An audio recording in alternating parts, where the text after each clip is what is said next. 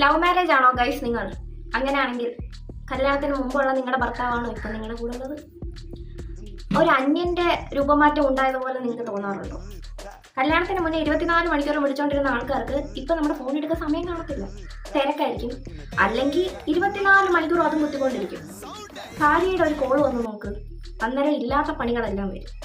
അല്ലെങ്കിൽ ഫോണിന്റെ കോൾ കണ്ടു കാണത്തില്ല. അതൊരു ഉടായിപ്പല്ലേ. കല്യാണത്തിന് മുമ്പ് യൂറോപ്പ് കാണാം, താജ്മഹൽ കാണാം, നമുക്ക് ഒരുപാട് യാത്രകൾ പോവാം എന്നെല്ലാം പറഞ്ഞിരിക്കുന്ന ആൾക്കാർ കല്യാണം കഴിഞ്ഞ് 1 മാസമാവും, 2 മാസമാവും, 3 മാസമാവും, അവസാനം ഗർഭിണിയാവും. പിന്നെ കൊച്ചു ജനിച്ചിട്ടാവട്ടെ, കൊച്ചിന് 6 മാസം കഴിഞ്ഞിട്ടാവട്ടെ, കൊച്ചിന് 1 വർഷം കഴിഞ്ഞിട്ടാവട്ടെ, നീണ്ടു പോകും. സത്യമല്ലേ?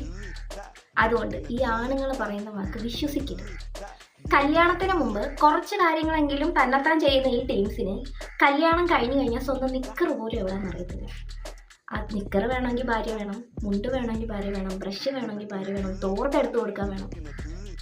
ശരിക്കും പറഞ്ഞാൽ ഇവർക്ക് കണ്ണിന് എന്തെങ്കിലും പ്രശ്നമാണോ അതോ കണ്ണിന് മുന്നിൽ കിടക്കുന്നത് പോലും മനപ്പുറം കാണാത്തയാണെന്ന് അറിയത്തില്ല. എന്തായാലും എല്ലാം നമ്മൾ ചെയ്തു കൊടുക്കുക. അമ്പലത്തിലൊക്കെ പോയി നേർച്ചയൊക്കെ നേർന്ന് പ്രാർത്ഥിച്ച് ഒരുപാട് പാടുപെട്ടാണോ നിങ്ങൾ ഈ പ്രോപ്പർട്ടിയെ സ്വന്തമാക്കിയത്? എന്നിട്ട് ഇതേ പ്രോപ്പർട്ടിയുടെ തന്നെ സ്വഭാവ ഗുണങ്ങൾ കാരണം എടുത്ത് കിണറ്റിലിടാന്ന് നിങ്ങൾക്ക് തോന്നിയിട്ടുണ്ടാവും. ഉണ്ടെങ്കിൽ താഴെ കമൻറ്റ് ചെയ്യുക. പിന്നെ ഇതൊക്കെ കേൾക്കുമ്പോൾ എൻ്റെ ഭർത്താവ് എന്നെ എന്തൊക്കെ പറയുന്നെന്ന് എനിക്ക് അറിയത്തില്ല ഗൈസ്. ഇതൊക്കെ കേൾക്കുന്ന നിങ്ങൾക്ക് തോന്നും എനിക്ക് ഭർത്താവിനെ കുറിച്ച് കുറ്റം മാത്രമേ പറയാനുള്ളൂ, നല്ലതൊന്നും പറയുന്നില്ല. നല്ലത് പറഞ്ഞാൽ കേൾക്കാൻ ഇവിടെ ആരാണ് ഗൈസ് ഉള്ളത്? കുറ്റം പറഞ്ഞാലേ ആൾക്കാർക്ക് കേൾക്കാൻ ഒരു സുഖമുള്ളൂ. അതുകൊണ്ടാണ് കേട്ടോ, എന്നോടൊന്നും തോന്നല്ലേ. നിങ്ങളുടെ വീട്ടിലെ പ്രോപ്പർട്ടീസും ഇതുപോലെ ആണെങ്കിൽ താഴെ കമൻറ്റ് ചെയ്യുക.